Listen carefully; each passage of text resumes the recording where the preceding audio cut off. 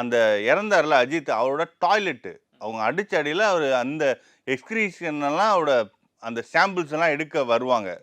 அந்த சாம்பிள்ஸ் எல்லாம் எடுக்கிறதுக்கு முன்னாடியே ஒரு கோணிப்பையில எல்லாத்தையும் எடுத்துட்டு போயிருக்காங்க. இது எந்த மாதிரி நடவடிக்கை?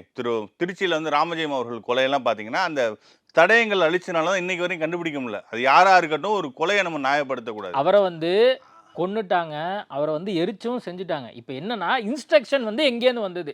அதுக்காக தான் இப்ப விசாரணை பண்றாங்க. அவ்வளவுதானே? எரிச்சதை ஏன் இவ்வளவு அவசரம்னு கேக்குறேன். இப்ப அவர் இறந்துட்டாரு. அவங்க சடங்குப்படி அதை எரிச்சிருக்காங்க. அவ்வளவுதான். போலீஸ் அண்ணா நீங்க அவரை எரிக்கிற வரையும் திமுகவினர் ஃபுல்லா அங்க இருந்தாங்கண்ணே. குறிப்பா சேங்கை மாறன். திமுகவின் மாவட்ட துணை செயலாளர் சேங்கை மாறனுக்கு இதுக்கு என்ன சம்பந்தம்? அவர் என்ன அரசு அதிகாரியா? நடந்தது லாக்அப் டெத்து. அரசு அதிகாரி ஹேண்ட் ஓவர் பண்ணணும், அந்த ஃபேமிலி எரிக்கணும். சேங்கை மாறனுக்கு அங்கே என்ன வேலை? திமுகவினருக்கு இந்த அரசு பண்ற படுகொலையை மறைப்பதற்கு கட்சிக்காரங்க என்ன அடியாளா? நான் கேட்கறதுக்கு புரியுதா?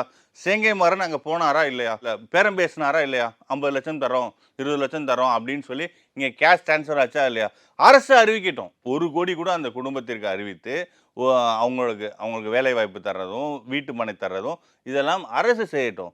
நீங்கள் இல்லீகலாக பண்ணுவதற்கு நீங்கள் யார்?